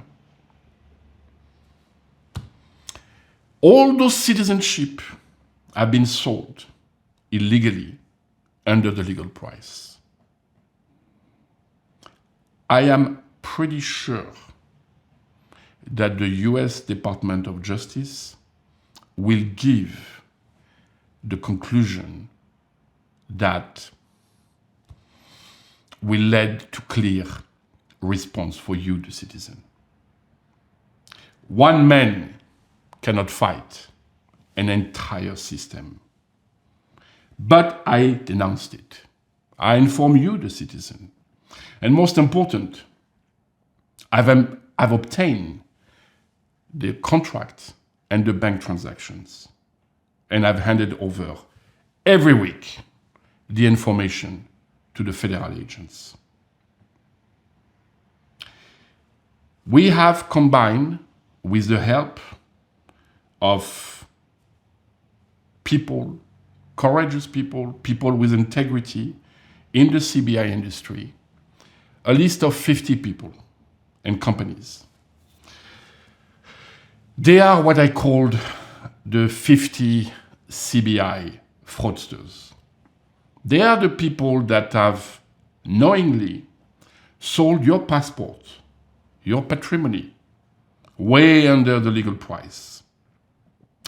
They did it for money. And all of them have become huge millionaires because of that. Some of them are based in St. Kitts. Some are based in Nevis. Some of them are based in St. Lucia. A lot of them are based in the Middle East. And of course, in China. Next week, I will be remitting that list to FinCEN and to the Department of Justice. As you know, in my last podcast, I've already explained that I've remitted already a list of 15 people. This is separate. This is an additional list of the global network. In January, when the Trump administration will take place, that list and the evidence that we've collected of corruption, wire fraud, money laundering, will be sent to each member of the US Congress and the US Senate with a memo. That memo from MSR will highly recommend that this individual and company should not be allowed to enter the United States and to deal with US dollar. MSR Media America is now becoming an adversary company and due diligence company. Because, let's face it, we have conducted the biggest investigation. We have found the corruption money. If the Prime Minister of St. Kitts and Nevis and the Prime Minister of St. Lucia wishes to know which politician in their country has been corrupted, we're happy to meet them in Washington, D.C. and give them the list of these politicians. We will not disclose that list to the public. We're not for trying to use a good word, but for burning people in public. We're going to give that list of politicians that have been corrupted. We know where the money is, and it's pretty sad what has been done to the people of St. Kitts and Nevis and St. Lucia. We are happy to advise the government of St. Kitts and St. Lucia how to recover our money. Our team at MSR Media America is composed of former US intelligence officer, former US law enforcement officer, former bankers, former money launderer, expert in money laundering. Our goal is not to end the citizenship program, but the conclusion of our due diligence into the citizenship program in the Caribbean is that they have been used as, with some benefit, no question about that, to the country, but largely and mainly as a black box for corruption and money laundering. This has to stop. We knew that civil action, unfortunately, would not stop that. We knew the resistance. My lawyer, Damien Kelsick, has a wonderful line. He says, Philippe, these people have worked very hard to steal that money. They are never going to want to give it back. And he's right.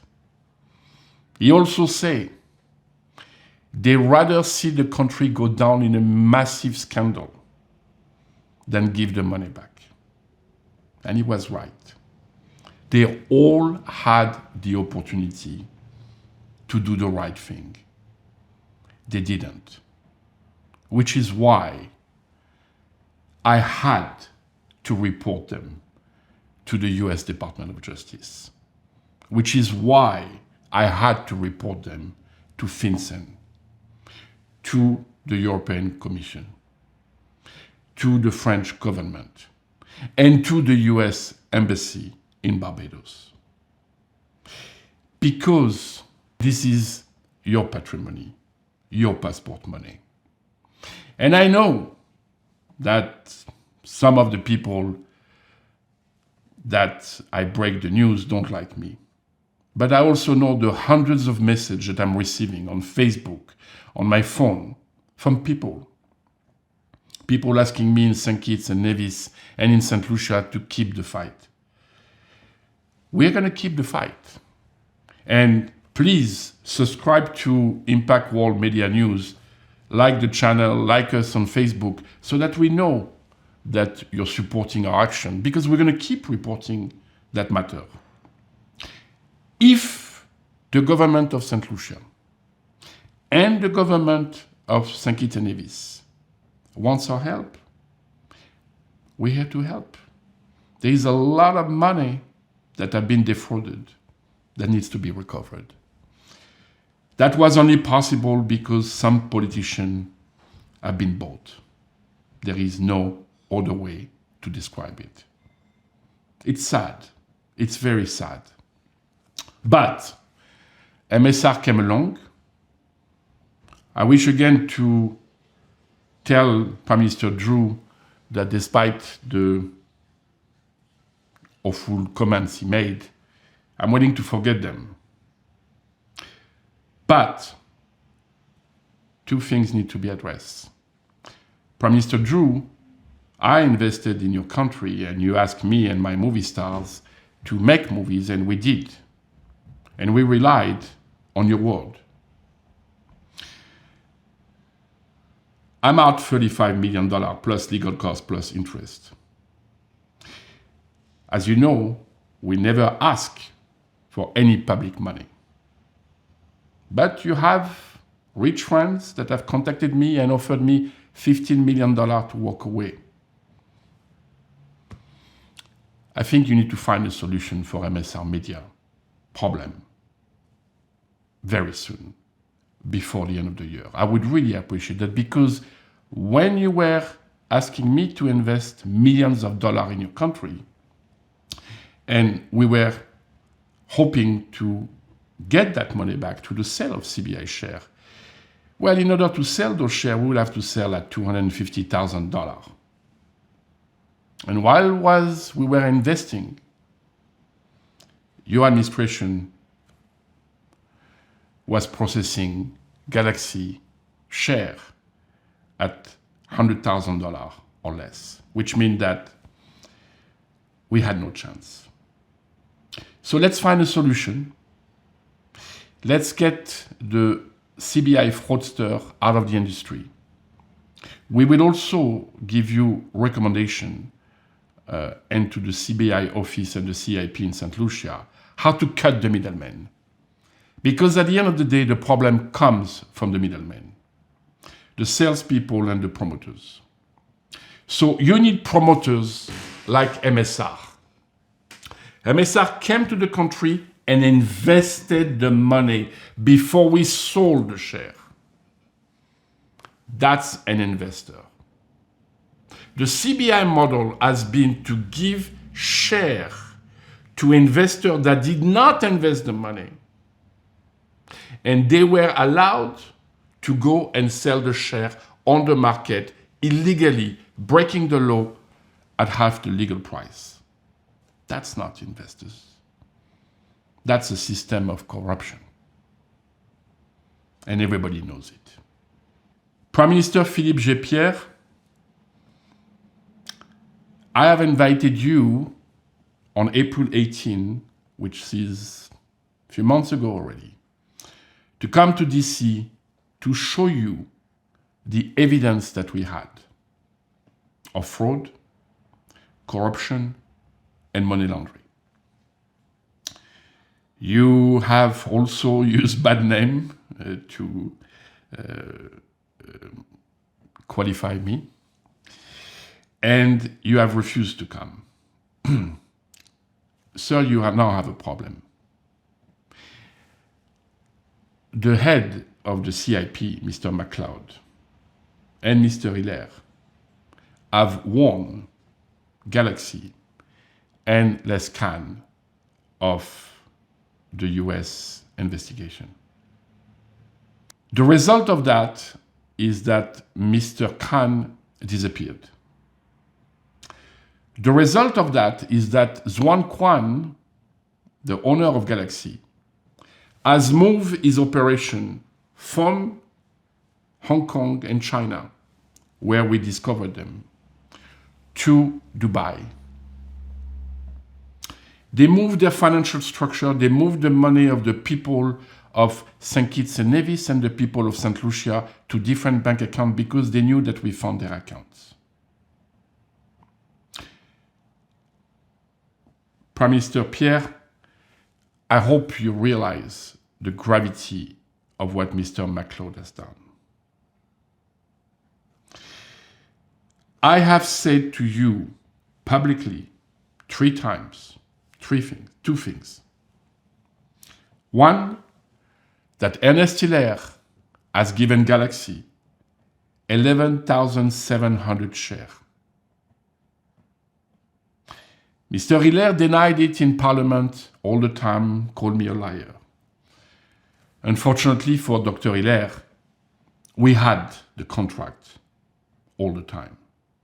And we linked them on Impact News Media, and nothing changed. Tomorrow, Dr. Hilaire and the CIP board will be hit by an injunction and a lawsuit brought by individuals in St. Lucia. That is only possible because of the investigation and the document provided by MSR Media. Mr. Philippe Martinez, I cannot emphasize enough how the letter of December 3 sent by the country of St. Kitts and Nevis is groundbreaking. It's a door open. It's a door open for you to follow. I cannot emphasize enough to you of the gravity of what McCloud has done by warning the conspirator of that fraud.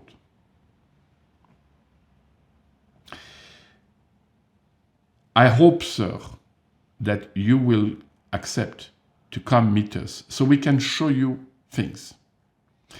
Because I warned you about the 11,700 shares, but you knew. Tomorrow, documents are going to surface in that lawsuit proving, like it was proved in the court in St. Kitts, of the underselling. That's the second thing that I warned you of. Now come the third thing. Have a meeting one-to-one with Dr. Hiller. Ask him to put his hand on the Bible and ask him how much money he's got offshore. Remember, I never ask a question that I don't already know the answer. Do the right thing, sir. Every US agency has been informed and provided the evidence by me. The European Union knows. The French government, and I think that you know who I'm talking about, is aware of all detail. Do not put your country to that. Finally, I want to say that although we're going through rough time, and I had a discussion with the Premier of Nevis today to inform him that, unfortunately, the scandal will also touch financial institutions offshore in Nevis that have, unfortunately, been involved and that we have the evidence. It's time for the politician to understand that this was not just a small investigation. I'm not alone. I've got a lot of people working with me, qualified experts. Dr. Drew, that letter was very important, but it's only the beginning. We are here to help, to advise you, because believe me, based on the information that my team brought me back from St. Kitts, you're going to need a lot of help. And the conspirator that is operating way before you came into politics is way too powerful for one man to handle. That I can tell you for a fact. The CBI has to be clean entirely. The salesmen in Dubai, in China, are mainly responsible for that. And we have recommendations for you how you can take control back of your patrimony, your passport. We already know the things that are being done in the Middle East associated to the CBI. This is going to be another scandal. Let's talk. Let's have now meetings, face-to-face, Zoom, whatever makes you comfortable, for the benefit of the people. Because now, all US agencies are aware, European agencies are aware. I communicate with them as I communicate with the IMF. But the most important, 99.99% of the people have been defrauded of that money. Thank you for your time. I hope you found that podcast helpful, and I'll see you next time.